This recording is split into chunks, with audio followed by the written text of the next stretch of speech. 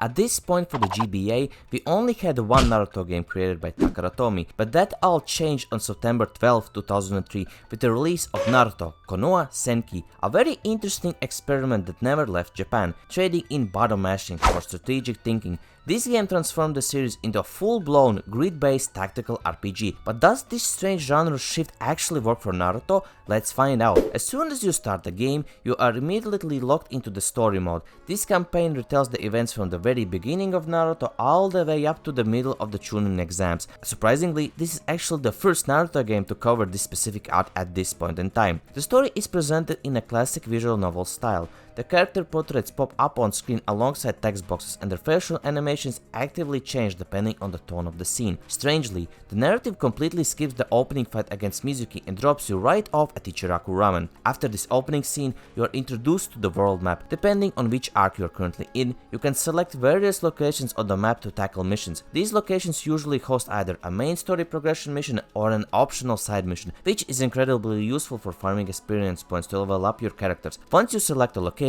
you get a quick visual novel interaction between the cast, and then you are thrown right into the core of the game, the turn-based RPG battles. The combat takes place on a grid map where you have to strategically position your characters. The amount of steps each character can move is strictly dependent on their base stats and trained skills. You also have to navigate around the battle arenas themselves, which feature environmental hazards like water, rocks, and holes that you cannot pass through unless you have equipped a specific skill for it. Whenever you execute a move, the game transitions into a dedicated classic RPG style battle animation, and some characters even get a special mini cutscene for their specific unique jutsus. When it's time to attack, you have a few options. You can use your character's jutsus, or you can use the ninja tools that have varying properties like stand range or the ability to hit multiple enemies at once. You can even set traps on the field that either deal damage or physically block enemies from moving into certain spaces. Every action requires careful management of your HP and chakra. Every jutsu you cast consumes a specific amount of chakra, so you can't just spam your best moves.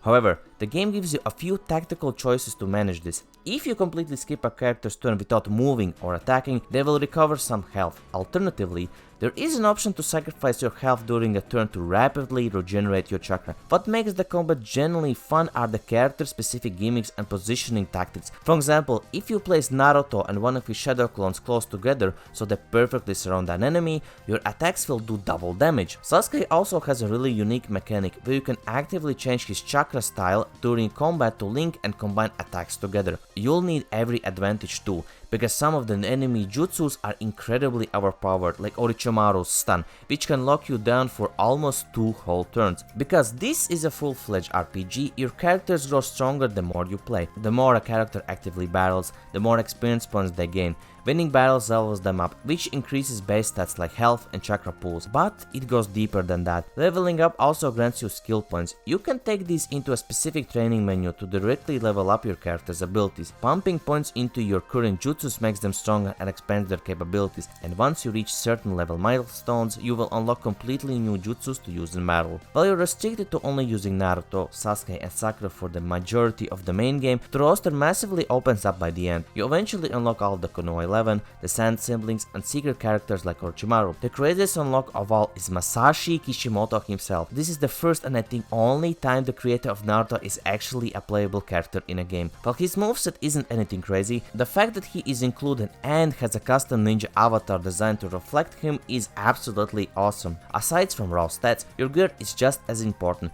Throughout the game, you can gather specific crafting materials by opening treasure chests lying around the map, completing missions, or triggering special events in the story. You use these materials to upgrade your ninja items to newer ones with completely different stats and options. Thankfully, if you ever find yourself stuck on a massive difficulty spike, the game offers a safety net.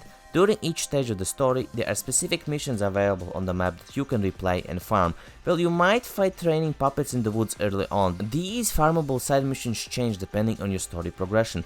This allows you to infinitely grind battles to farm experience points, gather materials, and level up your jutsus before tackling the next big story boss. Once you have a grip on the combat, the story takes a wild detour into some heavy filler missions. You spend the time babysitting Konohamaru, which eventually leads to poking a beehive and getting swarmed by bees, while tracking him down in the woods, Ebisu shows up to take Konoha away, but Naruto easily handles him by using his multi-sexy jutsu. Right after that, the game hits you with an amazing callback. Team 7 is sent on a mission to dig up potatoes, but they end up getting attacked by bears. Out of nowhere, Team 10 shows up and explains that their mission was to get rid of these bears. Since Team 7 already did the heavy lifting, Team 10 decides to join in and turns the potato digging into a competition. If this sounds familiar, I believe this mission could be an Easter egg callback to the first ever Naruto game, Konoha Senki, which had a similar mission featuring the same characters. After a quick mission where you investigate a bear that turns out to be a full-grown tiger, the plot finally gets back on track with the Land of Waves arc. You fight the Demon Brothers, clear out some filler encounters with Gato's thugs, and eventually face Zabuza. During these story cutscenes, the game will occasionally throw in multiple choice questions at you.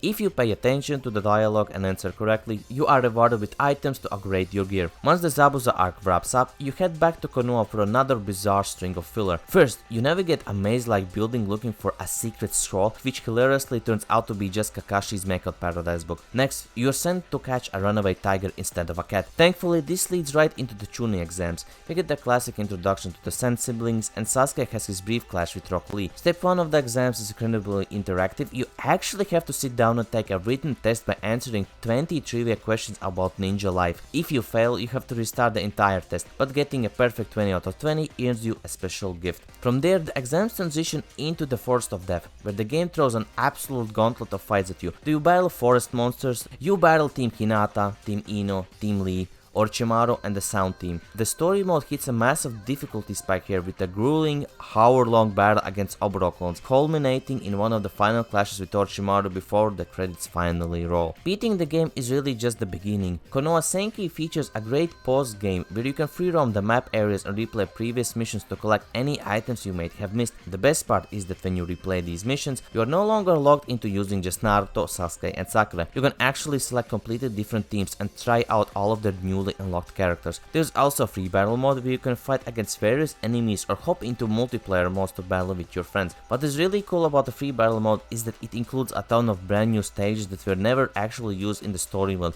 giving you a fresh arenas to fight in. To top it all off, there is a bingo book containing detailed info on all of the characters and a quiz mode where you can replay that 20 question Chunin exam trivia, which is much easier now as it immediately tells you the correct answers if you guessed wrong.